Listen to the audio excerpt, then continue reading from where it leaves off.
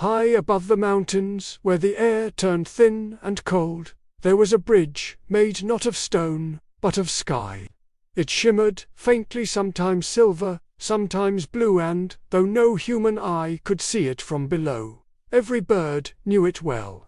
They called it the Skybridge, and at its far end lived the Cloudmaker. The Cloudmaker was a boy of mist and wind. He forged clouds in a floating workshop using sunlight and thunder sparks, shaping them into soft herds that drifted across the world. Some became rain, some became shade, and some, his favorites, became stories written in the air. Far below, in a small mountain village, lived a girl named Isla. She spent her days sketching the clouds, trying to guess what they were thinking. Her mother often teased, "You look at the sky so long, you'll float away one day." But Isla didn't mind. She felt the clouds were calling her. One spring morning, the sky turned strange. The clouds scattered apart, leaving the sun to blaze endlessly. The crops withered, rivers shrank, and people began to whisper that the world was drying out. Isla looked up and saw the emptiness. The sky felt broken.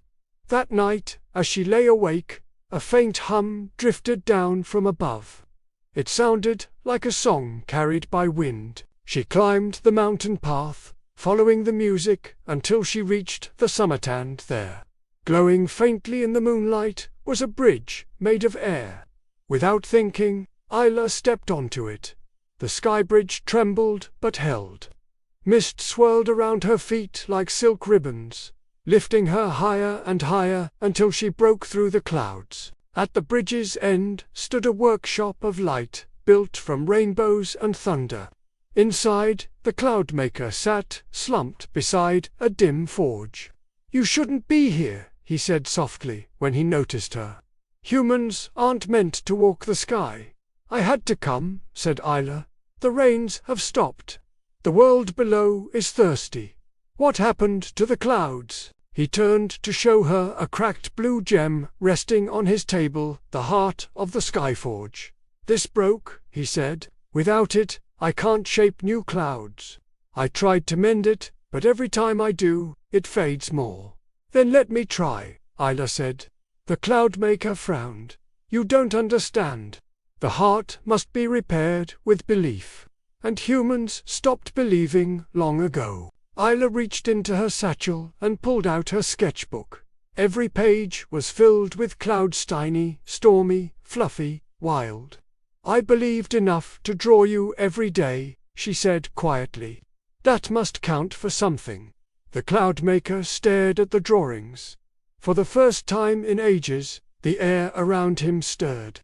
"Perhaps," he murmured. He placed the cracked gem in her hands. "Be careful. It will test you."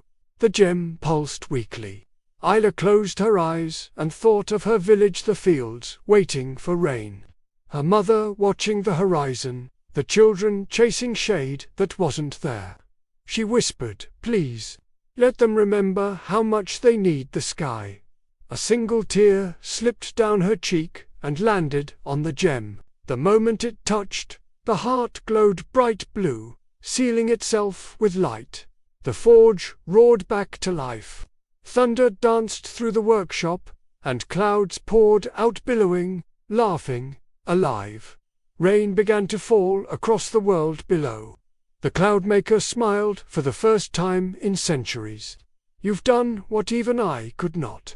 You gave the sky back its pulse." Isla grinned.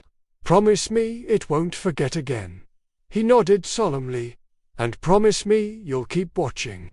The sky listens best to those who see it." When Isla returned to the mountain peak, dawn was breaking. The rain glistened on every leaf, and a rainbow stretched across the valley like a new bridge. From that day on, she still drew the clouds, but now, sometimes, when she sketched a certain shape, the sky seemed to answer back, forming exactly what she'd drawn. And the birds who flew over the mountains said that the Skybridge shone a little brighter because, once, a human girl had climbed high enough to remind the heavens how to rain.